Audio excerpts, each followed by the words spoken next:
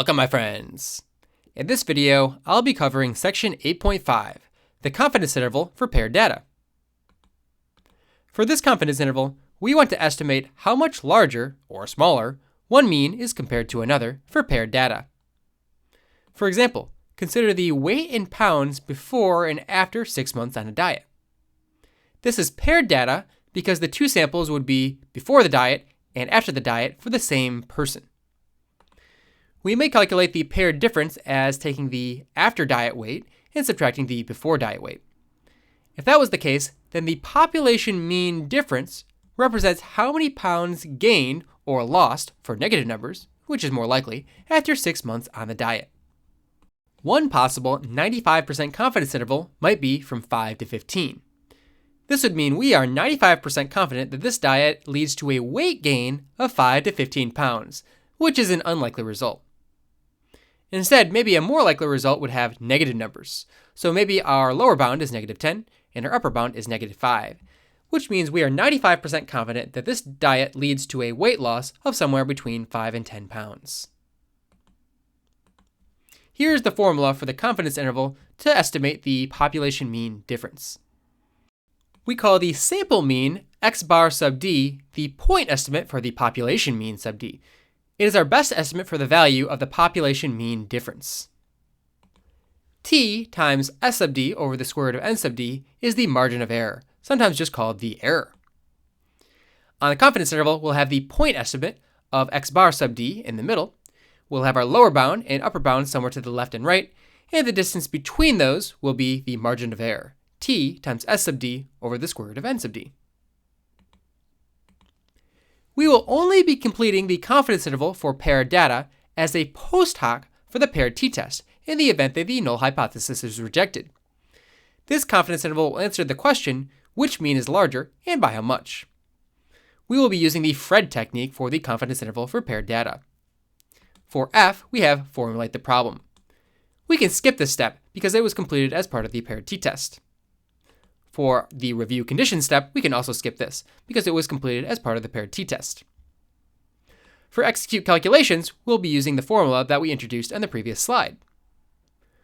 For drawing conclusions, we will use the same confidence interval template that we've used for other problems. We are C% confident that population mean 1 is anywhere from lower bound to upper bound larger or smaller than the second population mean. Let's look at a complete example. Grand Valley State University students were given two brands of gum, brand A and brand B. They were asked to chew each brand of gum on 2 separate days and report when they believed that the gum had lost its flavor. We were asked to construct a 95% confidence interval if x sub d is equal to x sub 1 minus x sub 2. Now, in the previous video, we conducted a paired t-test, and our conclusion was that the brand A gum lasts longer on average compared to the brand B gum. By completing the confidence interval, we'll be able to tell how much longer, on average, the brand A gum lasts compared to the brand B gum.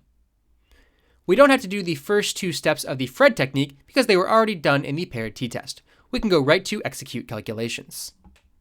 Now, if you were following along with the last video, then you might already have these numbers plugged into your calculator. So we can go to stat and enter, and we will be in the stat list. You can see that I already have the brand A values in list 1 and the brand B values in list 2, and I've calculated the paired difference in list 3. Now, just as a reminder of how you can calculate the paired difference, if you go over top of list 3, you press second 1 minus second 2 and press enter. That will calculate the difference in the third column. Next, we can go ahead and go to stat, calculate, and calculate one var stats on list 3. Second 3 to change this to list 3 if it doesn't already say list 3. When we press enter, we'll get all of these numbers, which we also used in the previous video.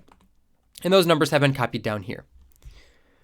Now I'm going to go ahead and write out the most important numbers that we'll need for the calculation here on the side. So we're going to need the sample mean difference, which is 384.38, going to 2 decimals. We'll need the sample standard deviation difference, which is 448.45. We'll need the sample size, which is 13. And I've written out the degrees of freedom, which is 1 smaller than our sample size, so that's going to be 12. Next, we need to plug into this formula. And the only thing that we're missing is the t-score. And we're going to find this the same way that we found the t-score in the one sample mean confidence interval we did all the way back in Chapter 5. As a reminder, we're going to want to draw a picture of the t-distribution. And the t-score that we're looking at for the formula is the t-score on the right-hand boundary of the shaded area. Now, in the middle, you should put the confidence level, which in this case is 0.95. And then you should fill in the area in each of the tails. If you have 95% in the middle, that means you have 5% remaining to split between the two tails. Half of 5% is 2.5%, or in decimal form, 0.025. We're going to be using the inverse t function to find this t-score. Let's go to the TI-84 calculator. We can press second, and then distribution, and then scroll down to option 4 for inverse t. We need to put in the area to the left, and the area to the left of this t-score includes these two areas, 0.95 and 0.025, which, when added together, adds up to 0.975. The degrees of freedom is 12, so we can go ahead and paste and press enter, and we will find the t-score, which is about 2.18. At this point, we are ready to plug into the formula. We have 384.38, which is our x bar sub d, or the mean of the paired difference variable, plus or minus the t-score of 2.18, multiplied by the sample standard deviation of the difference variable, which is 448.45, divided by the square root of our sample size.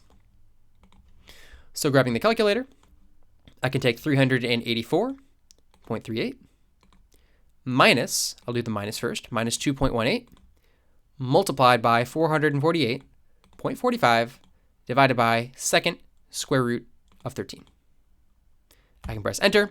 That's going to be my lower bound. I can press second and enter to bring up my previous answer. Scroll all the way back to the beginning and change the minus sign to a plus sign. And I'll get the upper bound, which looks like it is 655.52. And rounding to one decimal, it looks like on each of those, I get 113.2 and 655.5. Now that we completed the execute calculation step, the only thing that we have left to do is the draw conclusion step. So here's our conclusion using that template that was showed from earlier. We are 95% confident that the mean time that brand A gum lasts is anywhere from 113.2 to 655.5 seconds more than the mean time that brand B gum lasts. And that completes the confidence interval. All right, here's a problem for you to try. A paired t-test showed that a new weight loss drug is better at reducing weight than the most popular drug on the market for individuals taking the drug continuously for 6 months. We are asked to construct a 99% confidence interval to estimate the average weight loss of an individual on this drug. So go ahead and pause the video and complete the last two steps of the Phred technique. Execute the calculations and then finally draw conclusions. All right, that's everything I had to talk about in this video, so I will see you in the next one.